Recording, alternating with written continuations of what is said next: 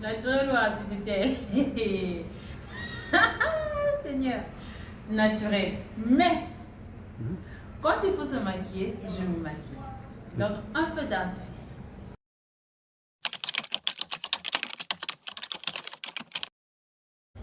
Parce que premièrement je suis à l'aise.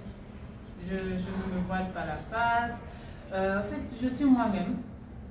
Tout le temps, je ne cherche pas à retoucher quelque chose. Non, non, non, non. En fait, je suis à l'aise, peinard, saine, comment on appelle ça, dans mon corps. Je me sens bien, je ne force rien, je ne cherche pas à impressionner quelqu'un. En fait, ouais, je peux dire ça comme ça. Je suis à l'aise avec moi-même, donc ça me va. Parce que des fois, quand je me maquille, quand je fais des choses, je me bokk si man su ma génnee day mel dañ maa yéen àddina bi damay diis sama kanam bi day diis su ma solee loo xam ne ni sax nekkul man damay diis sama yaram dafay diis donc j'aime être naturelle, j'aime être à l'aise, j'aime être soulagée moo tax ma bëgg naturel, j'aime trop être naturel, trop nature pour être naturel, voilà, j'aime être naturel. Pour man avantage bi mooy loolu parce que temps bi may gagné nekk naturel temps bu may perte su ma nekkul naturel mooy gën a ëpp donc j'aime être naturel, voilà.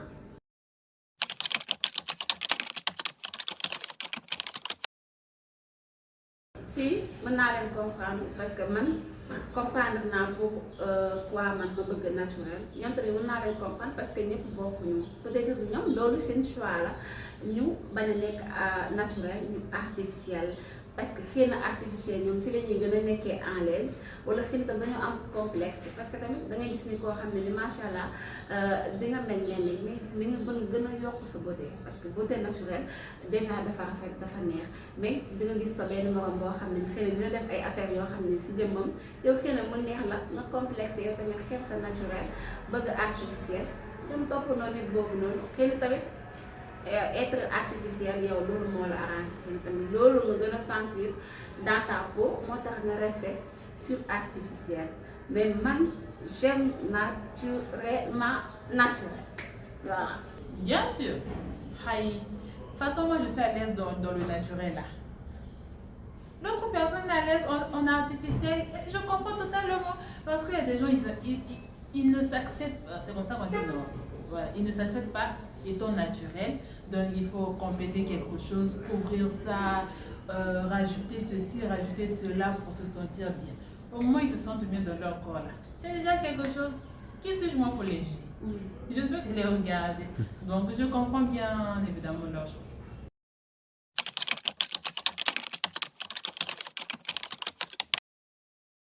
Ouais, 100% naturel, oui. Il y a des gens, ils sont carrément 100% naturels. Hein. Comment je peux dire de toute leur vie, même crayon là, ils n'ont jamais mis. Hein.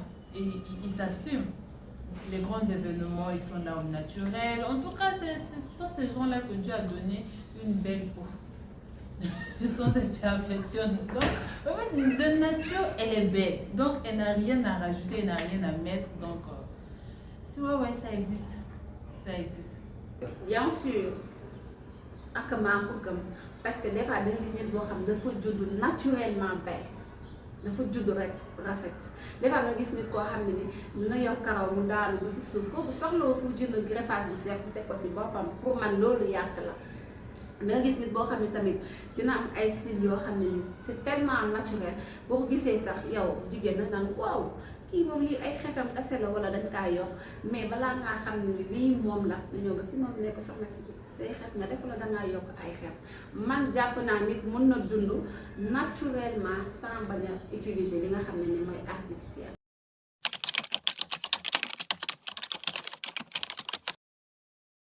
Pour les peaux naturelles li ma leen di conseil benn conseil kese laa am pour yéen parce que yéen aw ma lu may wax ak yéen parce que vous êtes naturel restez toujours naturellement parce que naturel pour man lépp loo si génn lépp loo wàññi sa naturel pour doo def dara lu artificiel sa bopp bis boo ko defee benn jour da ngay sentir te def naa loo xam ne ni bokkul si man tey imaginer nga am habitude di sol yëre bu tàng na sedd na mais danga am habitude di sol yëre bu léger yëre bu simple tàmmoo def dara nga jékki-jékki xëy na nga gis benn méthode wala benn kii bu bees bu génn rek nga ne bu capable du ma ko dem essayer nga jël sa xaalis nga dem jënd nga sol nga xool gêne bi ngay am wala nga jékki-jékki jël poudre def sa kanam mbaa nga crayon mbaa nga def nga xool rek après jour boobu man dama tàmm bañ a def maquillage sama kanam de telle sorte que wër na yàlla bis bu ma defee maquillage damay mel ni beneen nit ñoom lañu teg sama kanam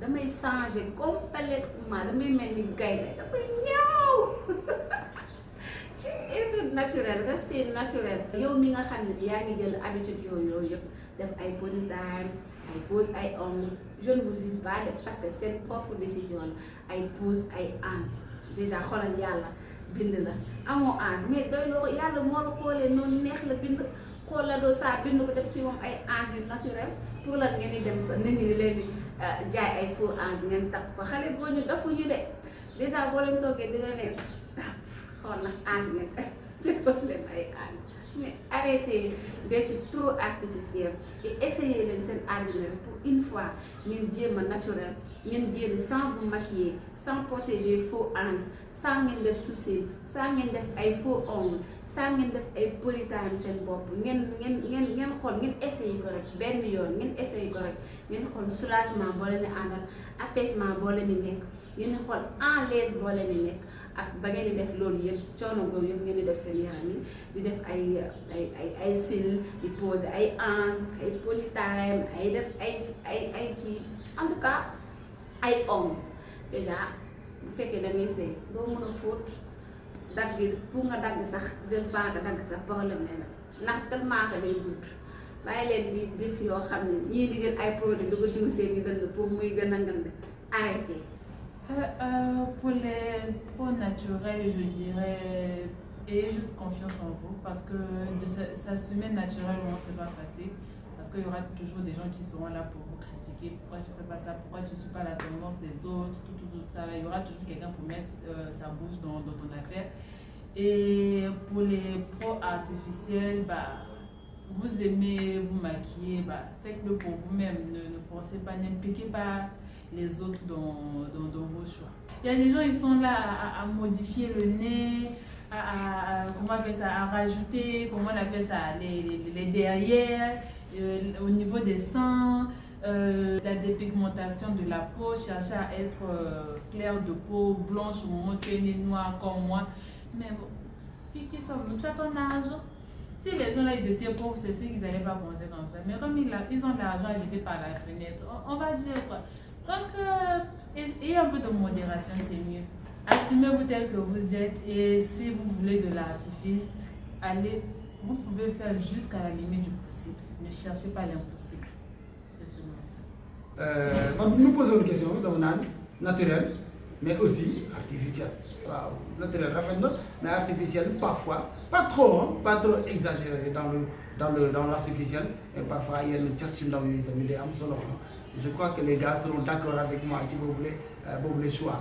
Mais toujours est-il que boo ci jël rek am na loo xam ne avantage du naturel mooy que ne comme ni ko soxna yi waxee tu es relax, tu es bien dans ta peau et tu voilà donc pas trop chargé. ñi nga xam ne nag artificiel moo leen gënal ñoom en fait voilà ils se disent que il y a peut-être ci monde de concurrence ak nekk donc il faut se faire voir pour attirer l'attention.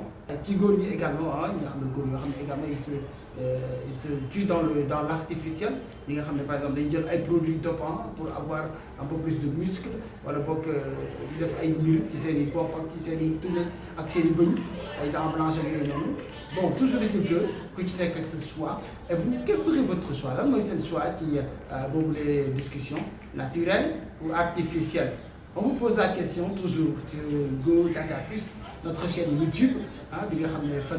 Et si on a parlé d'année, mais également, on a chaîne, réseaux sociaux, YouTube, TikTok, pas YouTube, YouTube bien sûr. YouTube, TikTok, Instagram, Facebook, ak yeneen réseaux sociaux yëpp en tout cas Go Dakar TV rek fi nga daal di bind daal di koy am évidemment donc plaisir total et je vous attends, j'attends vos réactions par rapport à cette question naturelle ou artificielle.